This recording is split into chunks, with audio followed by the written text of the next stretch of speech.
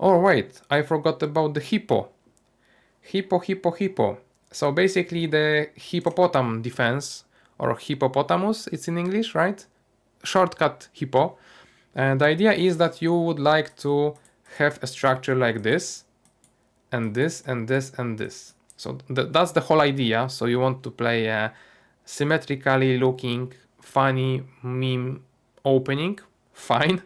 But as you may already believe, it will go into the memes only category.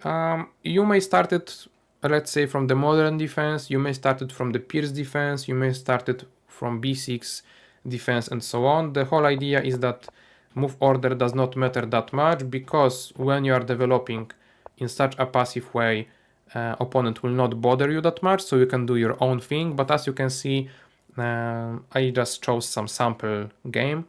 You are not the most active in the world. White just opted for a healthy looking moves, grab the center, have both rooks in the center. So after playing hippo, you now have to hit through the wall of the white pieces. You have to look for the e5 move, d5 move, c5 move. It's really not that easy. So for that, I would say it's an avoid, but because of the name, because of the funny looking structure, we may say, okay, let's allow hippo into the memes only section. I think that's fair. Okay, so now we can go into the d4 category and overall the closed openings category, because some of those openings that you can see, so Queen's Gambit, Tarrasch defenses, Slav defenses, Indian defenses, and so on, might be played and considered as a setup, not purely a variation. So when I will talk now about options against d4, you may as well try to apply them against Reti opening, which is knight f3, perhaps English opening, that is c4 in the first move, and so on. So I will not get into much detail, as I've said, about Reti in English. I will cover mostly the d4 answers and structures in general. So let's start. Let's start with the Queen's Gambit accepted. I believe that it might be one of the greatest options for you as a beginner player. Okay guys, I'm back after setting up the miniature of the Queen's Gambit accepted, because I added too many openings to the tires. My scene on OBS broke, but I'm back. So going back into the Queen's Gambit accepted, I believe guys that it is one of the best options that you can go for, mostly due to the fact that if you are a beginner, you should look for open openings so that you can find the spaces for your pieces easily. And this is it. You can grab the pawn, make the opponent to fight for the pawn back. In the meantime, you can try to develop your pieces. So very often the game would continue somewhere along those lines. And then with the move like c5, you are more than happy. You have an active bishop, you have pressure to the center, you will be able to castle shortly, and like it's pretty playable position without that much knowledge to cover really, because you can just take the pawn, continue normally, and see, okay, I have a good position. And not only that, sometimes when you're playing at the lower levels, opponents are bluffing with c4 move. They don't know the theory either. They just hope that you will not take the pawn. So maybe in some variations you will be able to actually keep it. E4 move would be the most critical one, because it allows the opponent to try to look for the center and then grab the pawn, claiming the whole center basically, so you need to react. The main line would be e5 move. However, I'm not sure if that's recommended for you guys, since it requires quite a lot of memorizing. So as I've said, because opponents are bluffing, you may try to play b5, a4, c6, takes, knight c3, trying to attack all your pawns, queen b6. And okay, it's quite a long sequence because it's like 6 moves. However, I believe that at the beginner level, as of now, white may kind of be out of the moves, really. Okay, they may try to play bishop there and d5, but as I've said, the Queen's Gambit accepted offers so much upside to it that this one drawback, this one specific variation, is the price for it. I would say that the price is still quite okay. So overall, in terms of structures that you will get, in terms of the amount of the variations that you have to learn. There are not so many of them, so this will be the reason why I would say that it's very, very good for you to play it, and I would even put it, guys, into the legendary section. I was debating with myself, like, okay, where should I put it? But I think it's gotta be legendary. When we are comparing Queen's Gambit accepted to the Queen's Gambit declined, the client would be obviously not taking on c4 but rather going for e6. I believe it's also a great option if you are not happy with the, let's say, sharp variations, meaning that you would like to skip the variation that I have just shown you. Maybe the client Queen's Gambit will be also for you. The biggest thing I would recommend to you about it is that in terms of the Queen's Gambit declined, you will most often get a position similar to this, with the bishop on f4 or g5, or maybe not developed at all, and so on. But I would like you guys to focus on the structure itself. The structure is like this, and it is called the Carlsbad structure. It's the very, very basic structure that is, as you can see, played in many games. Queen's Gambit is a very popular option at all levels.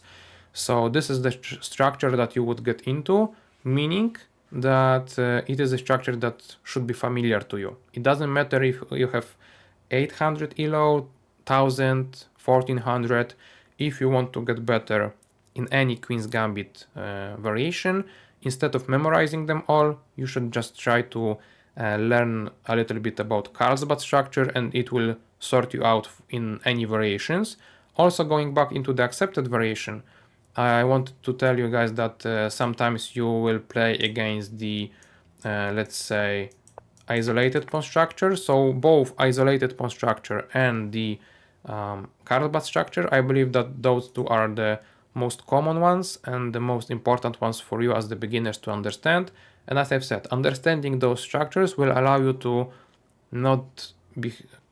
do not have to memorize too many lines. You will just play based on the strategy of the specific structure, and that's it. So that's why I will consider Queen's Gambit declined also at a top choice. And to be honest, I may also put it into legendary, you know, guys. I believe that there is no better choice for you as the beginner than to reply d5 against d4 and going into Queen's Gambit. Whether it's accepted, whether it's declined, it's both are working quite nicely. Okay, next is the Chigorin defense. You may not be familiar with it.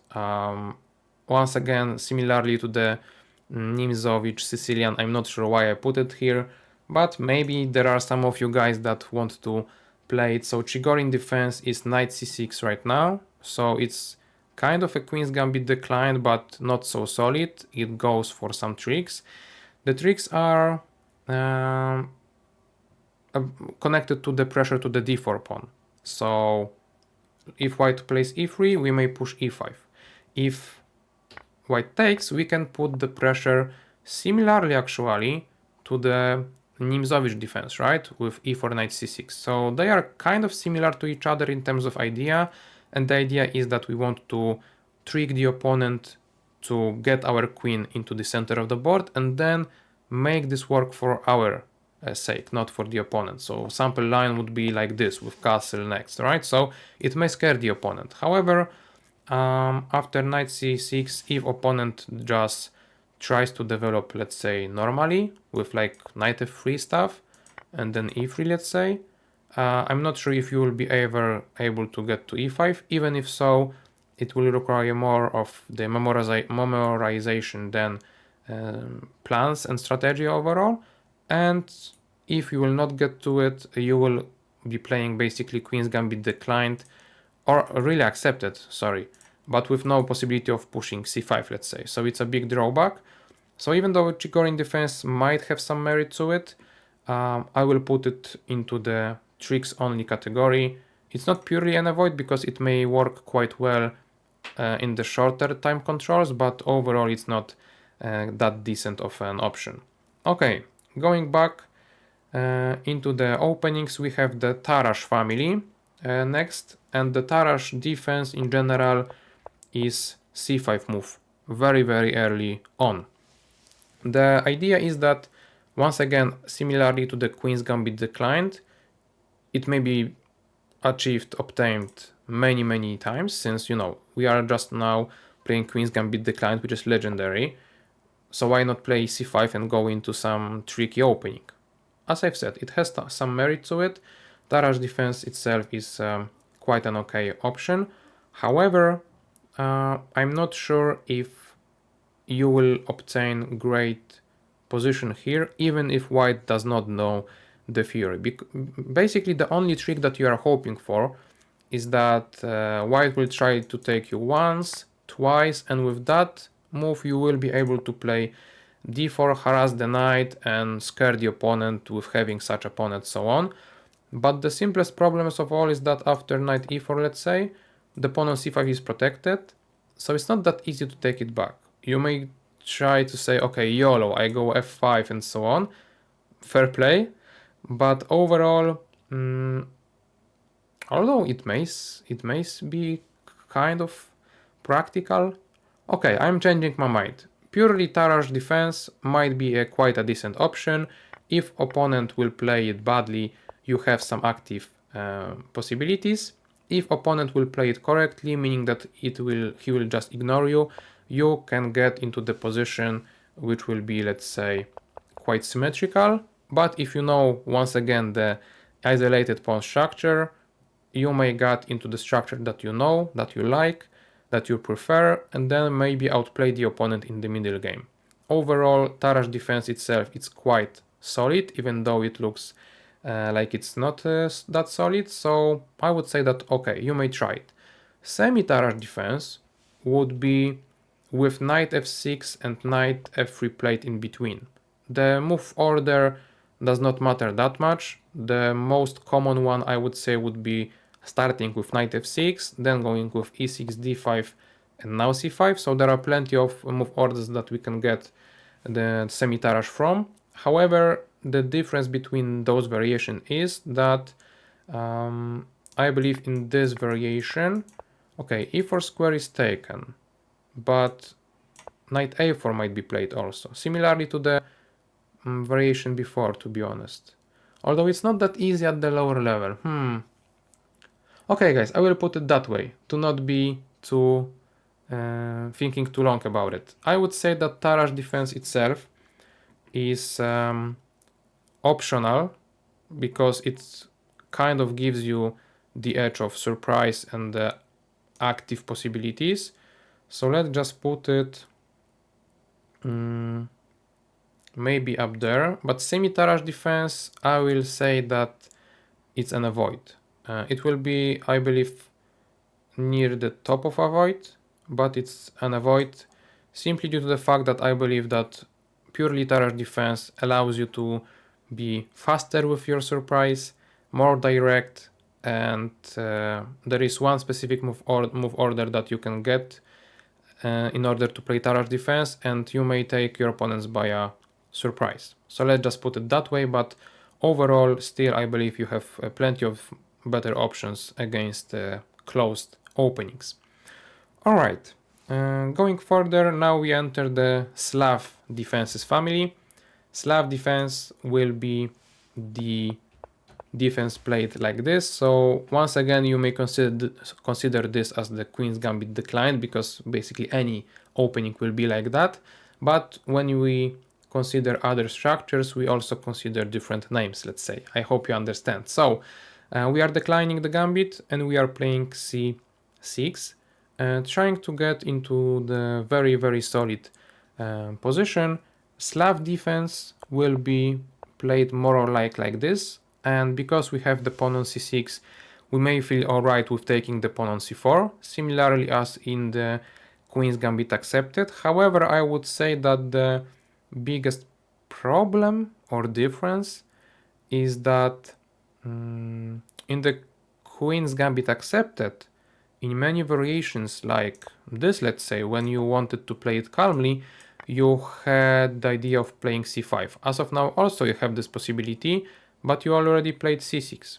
So when you go into the Slav defense territory, you have to be prepared for the b5 move. You have to play it in order for really claim that Slav defense is a great one, because you can grab this pawn and not give it back, but also because the knight is already there, a4 might be a little bit more critical for you. So there is plenty of theory to be known, because I believe that at this point you have to push b4, knight e2, hitting both pawns, so you will lose one either way. So it's not easy to navigate, I would say. It's not easy to learn all the variations, because as I've said, white can play a4 even now, trying to not allow you to play b5. So there are plenty of nuances, and I'm not sure if that is really required for you guys at this level to be bothered. And with that in mind, I would consider Slav defense overall as the avoid. Sorry guys, I know there are plenty of Slav defense fans, but I don't like it as an option for beginners. In terms of semi-Slav defense, which is this one, I believe it has more merit to it, but at the higher levels also. At the beginner level, it's not hard to explain to you guys that you want to play e6, basically closing the bishop, and you have to trust me when I teach you the semi-Slav that in like 8 moves you will be able to get this bishop out. It does not work that way, it does not work that well. Also, there are plenty of possibilities to get into one of the sharpest lines in openings ever, which is the Botvinnik variation, in which, as you can see, there is plenty of stuff going on, pieces sacrifices, structure imbalances, and so on. So due to this fact, I would also consider a semi-Slav as an avoid, but I don't want to really put both of them into the avoid section. And since I myself like the semi-Slav a little bit more, I will put it also into the higher section. So let's just say that Slav defense will go into the avoid section, maybe like this, and semi-Slav will go into the optional. I would say maybe there. I like Tarrasch defense more because of its playability. Semi-Slav, it's not that playable. There are not too many tricks, unfortunately. So that's that, and with that we are entering the whole different category of setups, which will be the Indian setups.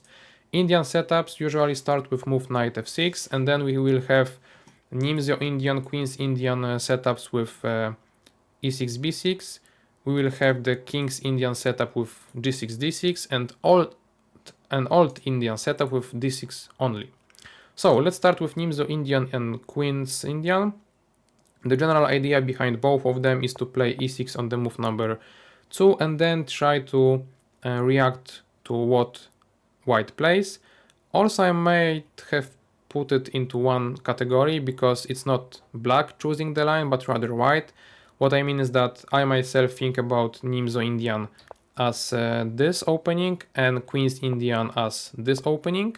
But also you can try to mix them both, because you will get similar structure to the e4 b6 defense that we've already covered. However, the difference is that there is no e4 plate, meaning that we can fight for the e4 square more effectively. So that's why the whole Indian defenses have some merit to them, because you are putting fair fight in terms of the center, even though it looks like white is more active. So those openings I've played for many years back in the day again, but I believe that at the beginner level it's quite hard to navigate them, mostly due to the fact that white has plenty of options. They don't have to know any theory really to be playing healthy moves. Let's say in the Nimzo Indian you will most often see like e3, bishop d3, knight f3, castle, so plenty of healthy moves. And even though you might get a structure that you wanted, which may be plenty of them actually, because you may try to plant the knight on e4 and play f5, you may try to play d5 take here, you may try to play c5 take here, or mix them up. It's like, okay, you may know a lot of theory, you may know the structure that you will be getting, but white does not have to know them and will get a playable position anyway. So I believe with the ratio of effort to result, it's not that high upside really. So both options are very solid ones. Both options, as I've said, I've played. I will just say that they are not so attractive really. So I will put them both next to each other in the optional section, I believe, mostly due to the fact that it's not an avoid. If you really want to play them, go on. There are perfectly fine openings. I just believe that there are, as I've said at the beginning, plenty of higher upside possibilities in any other opening. Okay, now we are entering the old Indian defense, which is a very strange one really, because it is played like knight f6 and then d6 straight away in order to obtain such setup in which you play like this with black. It's very, very passive, at the same time very solid, but at this level we don't want our openings to be only solid, because this is opening that is 100% solid and 100% impractical. So I believe it's purely an avoid. I will put it somewhere around the solid avoid options. So maybe let's go like here, or maybe even here. Yeah, it's solid, but it offers you nothing, guys, to be happy about it. So I could have skipped it, but I wanted to include it as let's say bridge between the Queen's Indian and King's Indian options. So now we get into the King's Indian territory. I believe that many of you guys like it a lot, play it a lot, and I believe it's quite a decent option. Would I say it's legendary as many of content creators say, or coaches? I'm not that sure, mostly due to the fact that once again white has an easy play.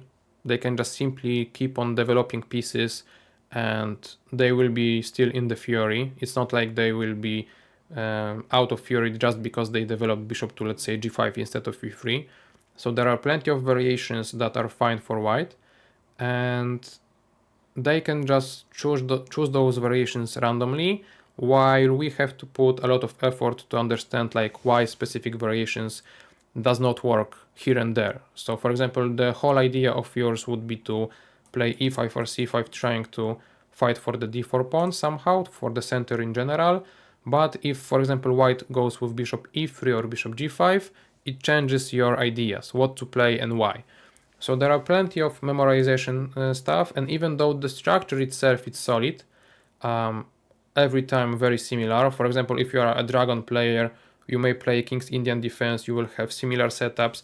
It may be easy for you to play them, understand them, and so on. Overall, I think that because of the strong center of the opponent, it's not that easy to navigate. There are plenty of variations to cover. So if you are a beginner, even though you may hear about King's Indian Defense here and there on YouTube, I would say that you should avoid it. Just really go for the simple Queen's Gambit declined or accepted, whichever you prefer. And you may start thinking about King's Indian Defense later on, if you are intermediate beginner or intermediate, let's say. So if you are quite a few steps above the very basic level. So overall, as much as I like this opening, I don't want to put it into the avoid. Memes also would be understatement. Maybe I will try to put it into the legit section. Yeah, let's do it, because legit section has no options against d4, so it may be just at the bottom of the legit section, I would say. Sorry guys, I don't want to put it any more higher. And that's my choice. If you are not happy, I will share the link to the tier list that I've created, and you can do it on your own. You will see how you will evaluate each opening. So we don't have that much left. Let's just then continue with the Grünfeld defense. I would say that this is the pure avoid for any level. In order to play Grünfeld, successfully, you have to be at least like 2600 ELO rated Grandmaster, I would say, and due to the fact that it requires a lot of memorization, and the main line only starts here, but as you can see, white has quite a decent center, so when you are a beginner, it's very hard to play against such center, and in Grünfeld in general, white should hold the center. So it's all about knowing the lines that you perhaps saw in many Grandmaster games, in which they play 30 moves and they draw, with the dynamic that white can and black has to, meaning that white is having great position and they don't care, they cannot lose, and black has to prove that they can play the Grünfeld, they know the Fury, so that they can draw after forced 30 moves line. We are not getting there, guys. So yeah, Grünfeld is pure avoid, and I don't recommend it at all. So let's put it right at the bottom, maybe. Yeah, just put it on the bottom. Yeah, even Scandinavian with Queen D8, guys, would be better in practical games, since it allows you to win maybe later on. Grünfeld, I'm not sure if it allows it. Okay, we have last two openings, which are Benoni and Dutch. Benoni is quite decent, I would say, on many levels. So the Benoni goes like this mostly, and the idea being that first of all you are developing the knight. Okay, fair enough. Then you immediately go for a strike in the center, another one. So logically speaking it looks fine, but objectively speaking, when you are a beginner, it may be hard to navigate a position like this.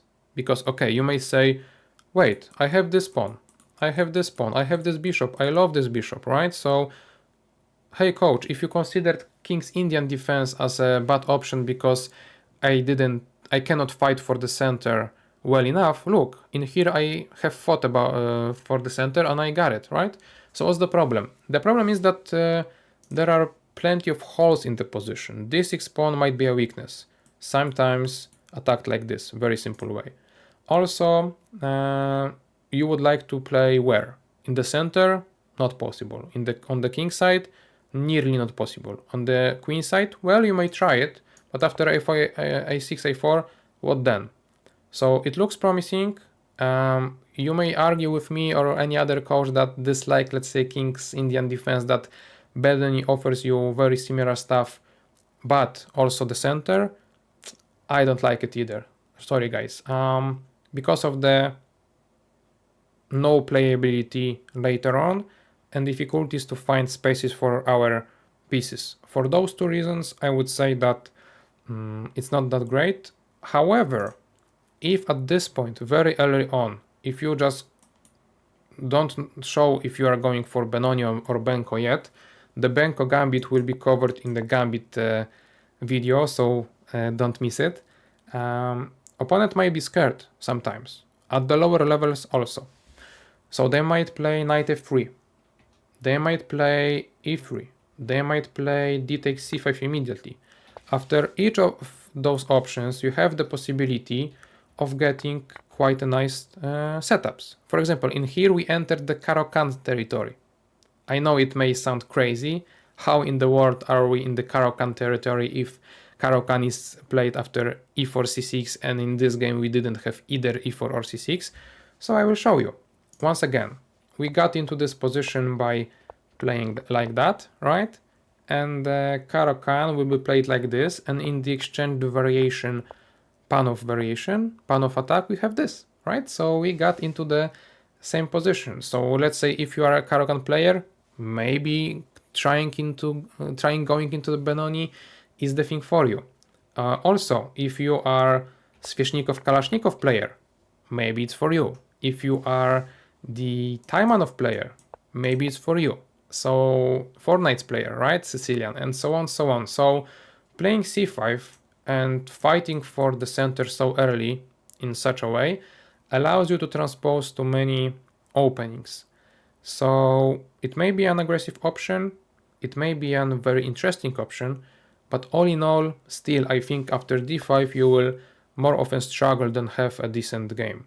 So for all those reasons, I would say that Benoni will not be an avoid for sure, but it will go perhaps only into the tricks only section, also due to the fact that in the optional section we have plenty of options against the d4. So Benoni will go into tricks only, and I will put it at the top of the list so that those Benoni fans out there will not be that mad at me. Okay, one last thing today, guys. Dutch defense. Dutch defense is achieved by a move f5. It's very solid, but do I like it? I am not so sure, really. Once again, I told you guys that at the beginner stages of your chess career, if we may say that, you should try to go for the active open openings, and Dutch does not offer you that. Sample line that may happen will be like this. You have the Stonewall, I believe that's the name.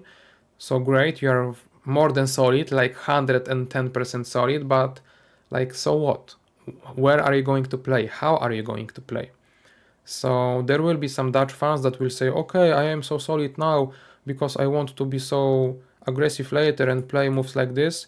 Sure, maybe at the higher level, Dutch might be a great weapon to, let's say, put the opponent to sleep, thinking that, okay, nothing will happen, and then go for the attack. Sure, but at the beginner level, once again, white does not have to put much effort into doing anything in terms of, variations. They can just play simple moves and be happy about the position they get. Also, there is the Dutch with the g6 move, but if you want to play g6 and then d6, I would rather recommend King's Indian, really. So with that in mind, I would say that overall Dutch will not be an avoid completely, but I just don't like it. I just don't like it as an option. So let's just say that it will go right there, perhaps. So as you can see, you have plenty of d4 options in a row. So Nimzio Indian, Queen's Indian, Dutch defense, Benoni defense. And that's actually the case. Like, many of them are in circle and circle and circle. You may also add the semi-Slav to it, Slav defense to it, which are not so far away from each other, with the point being that the best ever option for you guys as beginners will be to play Queen's Gambit accepted or declined and keep it quite simple. Obviously, the tier list for the advanced players is coming, so I believe that especially the options against d4 will change a lot. Against e4, I can tell you that already that again it will be quite different. So yeah, that's that. We have 1 hour 20 minutes on the clock, guys.